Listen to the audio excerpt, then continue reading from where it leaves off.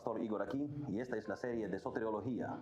Vamos a leer capítulo 3 del libro del profeta Zacarías, continuando con el tema de la justificación. Zacarías 3, versículos de 1 a 5. Me mostró al sumo sacerdote Josué, el cual estaba delante del ángel de Jehová, y Satanás estaba a su mano derecha para acusarle, y dijo Jehová a Satanás: Jehová te reprenda, oh Satanás. Jehová, que ha escogido a Jerusalén, te reprenda. ¿No es este un tizón arrebatado del incendio?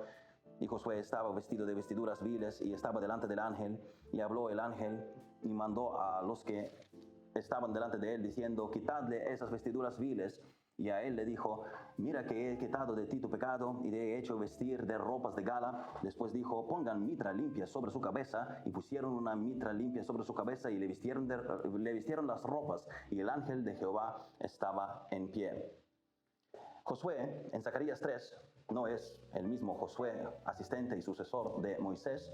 Hay un periodo de casi 900 años entre los dos.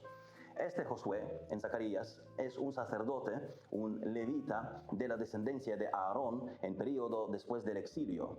En Zacarías 3 hay una escena en que este levita Josué representa a Israel retornado, Israel restaurado al sacerdocio, Israel que es culpable, nadie lo pone en duda, Israel que se había apostatado de Dios y llevado al cautiverio. Ellos son culpables e inmundos a los ojos de Dios, vestidos de vestiduras viles. Podrán volver al culto, podrán volver al sacerdocio. Y Dios dijo: quitar estos vestidos viles. En el versículo 4 habíamos leído: mira que he quitado de ti tu pecado y te he hecho vestir de ropas de gala. Eso hoy nos representa a nosotros. Nuestra justificación consumada incluye, en primer lugar, quitarnos nuestras vestiduras inmundas, nuestra iniquidad, nuestro pecado. Jesucristo, mediante una concepción milagrosa, se hizo hombre, tomó nuestro pecado y lo llevó a lo profundo del mar. Los teólogos lo llaman a eso imputación.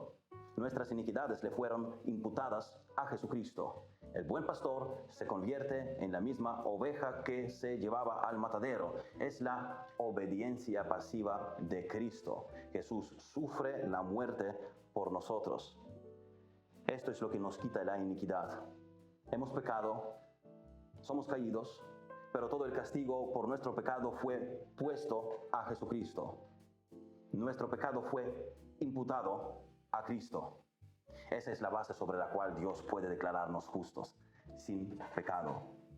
Que nuestro pecado pasa legalmente a Cristo, por el que Él murió, nos dice 2 Corintios 5:21, al que no conoció pecado, por nosotros lo hizo pecado, para que nosotros fuésemos hechos justicia de Dios en Él. Aquí hay una fraseología muy fuerte: por nosotros lo hizo pecado, a Jesucristo, quien llevó nuestro pecado. Pero que se nos quite el pecado, que Él quitó de nosotros el pecado, murió por nuestros pecados, pero que se nos quite el pecado no es suficiente para ser justos ante Dios. Necesitamos la otra parte, necesitamos también las ropas de gala. Una cosa es despojarse de las vestiduras viles, pero también necesitamos vestido de gala, como leímos en Zacarías.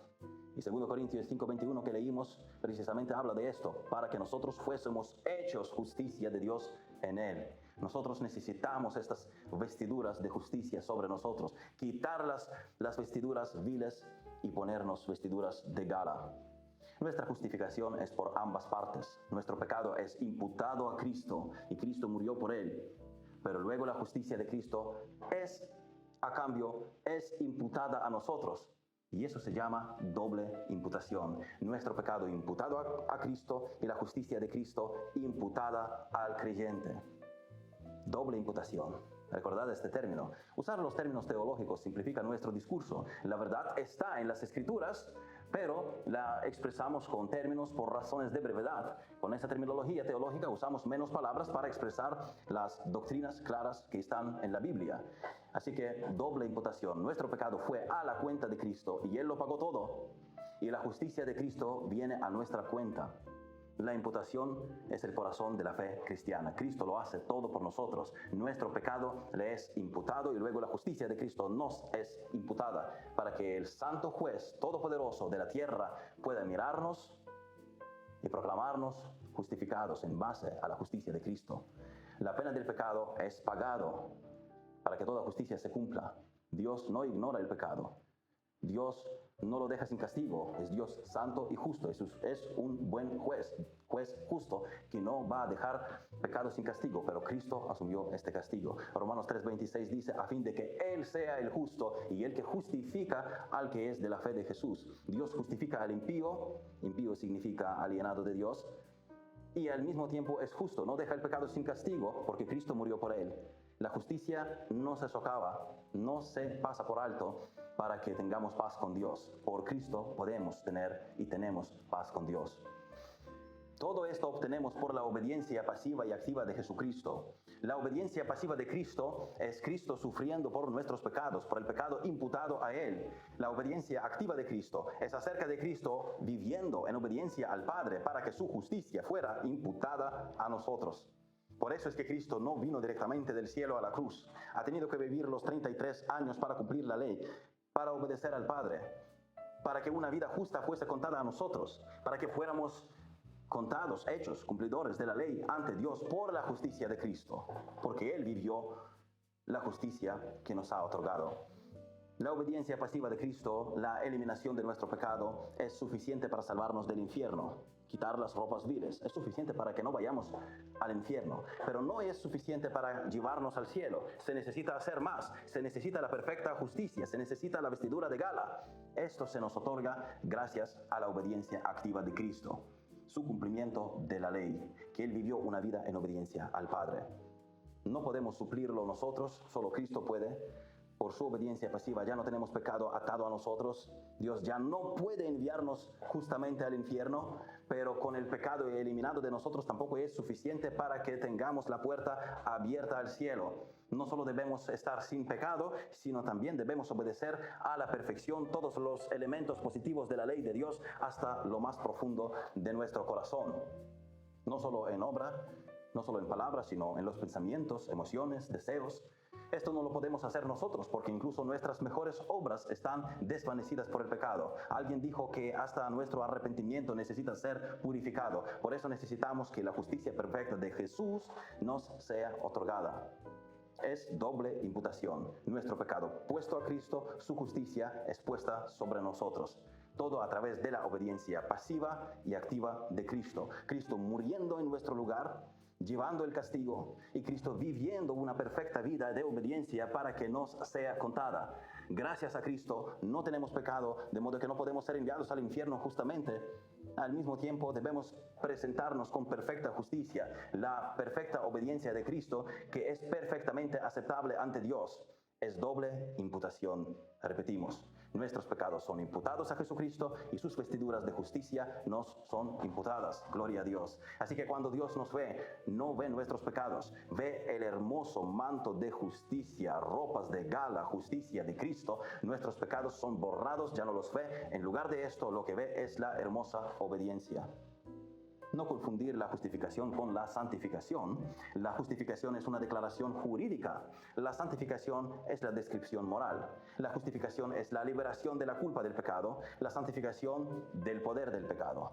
La justificación es la declaración de no culpable de un encarcelado. La santificación es el proceso de su liberación de la prisión. Eres perfectamente justo en el momento en que Dios te justifica, pero la santificación es el proceso de la formación en nosotros de aquella imagen, la que somos jurídicamente declarados en el cielo en el momento de la justificación. La justificación es lo que Dios hace por nosotros. La santificación es lo que Dios hace con nosotros. La justificación es por gracia mediante la fe. La santificación es la gracia aplicada a nuestras vidas. La justificación es un acto único. La santificación es un proceso continuo. En la justificación, Dios declara, hace el papeleo legal y jurídicamente te declara justo. Y si ahora mismo te presentaras ante Dios, vas al cielo, si crees en Jesucristo para vida eterna, porque entonces tu pecado fue pagado en la cruz del Calvario, y Dios ve imputada en ti la perfecta justicia de Cristo, y tu pecado imputado en Cristo. A partir de este momento, sin embargo, empieza una línea superior al cero que va hacia arriba. No siempre va arriba rectamente, no siempre es agradable, pero es un movimiento ascendente de larga tendencia. Eso es la santificación, tu progreso en la gracia. En la justificación se nos imputa la justicia, en la santificación se nos imparte justicia. Así que no confundirla con la justificación, no confundir santificación con la justificación. Si nos equivocamos en esto, tenemos una falsa doctrina como la de la Iglesia de Roma, que mezcla la justificación con la santificación. En la doctrina de la Iglesia Católica Romana, la justificación es infusión de la justicia, es creación del bien en el pecador, de modo que es un proceso, no un acto instantáneo. Y entonces la justificación no es completa, sino gradual, progresiva. Esto fue el punto de contención de los reformadores con la Iglesia de Roma. Aunque las dos obras de Dios en nosotros son inseparables, justificación y santificación, sin embargo se distinguen entre ellas. Por eso Pablo dice en 1 Corintios 1:30, mas por él estáis vosotros en Cristo Jesús, el cual nos ha sido hecho por Dios sabiduría, justificación, santificación y redención. Son diferentes, inseparables, pero diferentes, partes del mismo paquete, pero hay matices que los separan, componentes de nuestra salvación. La justificación es un acto instantáneo por el que Dios imputa la perfecta justicia al pecador, como se resume en la Segunda Confesión Bautista de Londres de 1689, a quienes Dios llama eficazmente, también justifica gratuitamente, no infundiéndoles justicia y rectitud, sino perdonándoles sus pecados y considerando y aceptando sus personas como justas. No por nada que hay en ellos o hecho por ellos, sino solamente por causa de Cristo, no imputándoles la fe misma, ni la acción de creer, ni ninguna otra obediencia evangélica como justicia, sino imputándoles la obediencia activa de Cristo a toda la ley y su obediencia pasiva en su muerte para la completa y única justicia de ellos por la fe, la cual tienen no de sí mismos, es don de Dios. Cierro entre comillas aquí. La pregunta es sencilla: ¿de qué ropas estamos vestidos? ¿De trapos de inmundicia o de la justicia de Jesucristo?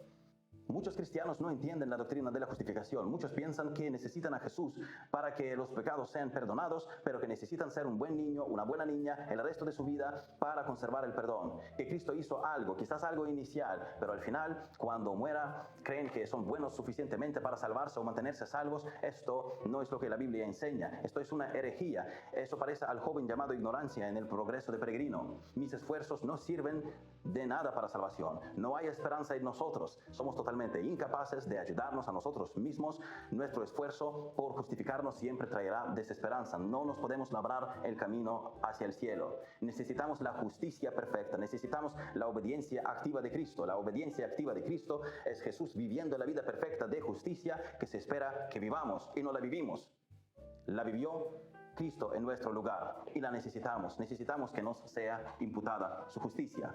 Y necesitamos la obediencia pasiva de Cristo. Cristo sufrió para que la ira de Dios por nuestro pecado fuera derramada sobre Él. De modo que no solo nos quitamos nuestros trapos de inmundicia por la obediencia pasiva de nuestro Señor, sino que ahora estamos vestidos con las hermosas vestiduras de la perfecta justicia de Cristo. No somos nosotros quienes nos labramos la justificación, sino Cristo es quien es perfecto por nosotros. Y cuando Dios nos mira a nosotros, ve la perfecta justicia de su Hijo Jesucristo. Esta es la maravillosa verdad de la posición de cada creyente.